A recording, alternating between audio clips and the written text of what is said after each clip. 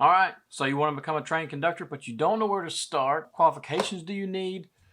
Do you have to go to college for this? There's a lot of questions, and let me answer those right now. First, subscribe to the channel if you'd like to work in the rail industry, or if you do work in the rail industry as a conductor, engineer, diesel shop, carman. I don't care what it is. Subscribe to the channel. I'm always looking to learn myself and help the new guys and girls coming up to work in the rail industry. So let's get started. What type of requirements do you need to become a train conductor? Now, I'm going to talk about specifically Class 1s. Most of all your Class 1s and even some of your passenger railroads only require the same things. Whenever you do apply for these jobs, you'll realize and see what the requirements are, but 9 times out of 10, the requirements are going to be the same things as these right here. I want to encourage you to stick around to the end of the video. I'm going to give you some things you can put on your resume to really make you more competitive in this very, very competitive job market right now where everybody is hiring, everybody's looking for a job. A lot of people want to work for the railroad.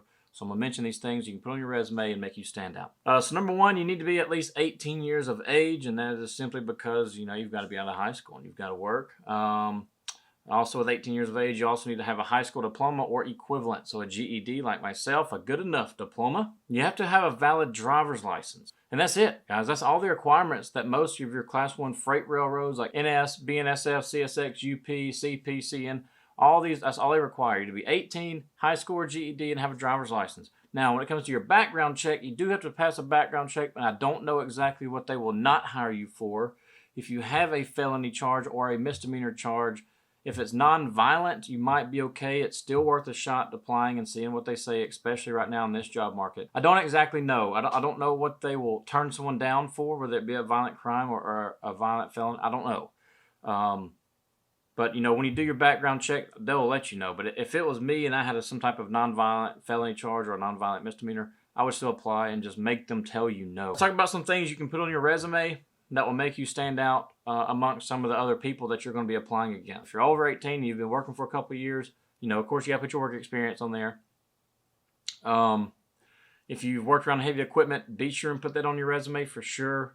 If you've worked different shifts, if you work night shift or evening shift or morning shift or possibly even swing shift, that will definitely help you stand out also. Even if, like working on holidays, be sure and put that stuff on your resume because it does make you stand out. There's 4 more that I'm going to mention, and if you're still here, you're going to get them. And these are the big 4 for me. I think these are also the big 4 for the main Class 1 railroads, okay?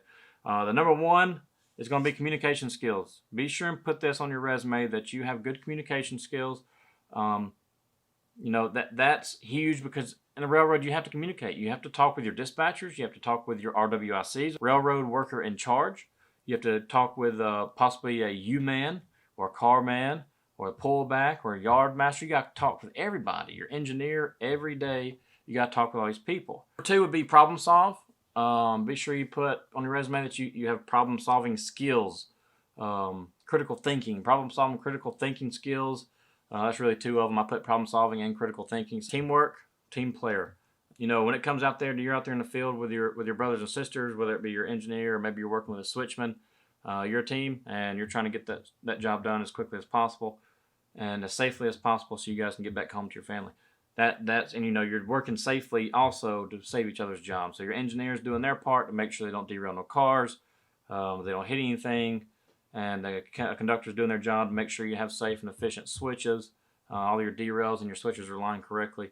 And, you are both doing y'all's part to make sure you get the job done, get it done safely, and y'all get home in a timely manner. But the other one also you can put on your resume is definitely work safely, whether that be if you have any OSHA training cards or anything like that, but just be sure and put an emphasis on safety. If you've never had an incident in your working career, I would definitely put that on my resume. If you've never been hurt at the job, I'll definitely put that on your resume. Fortunately, that is my case. So I definitely go in, anytime I go into an interview, I always let them know that, with the companies I've worked for.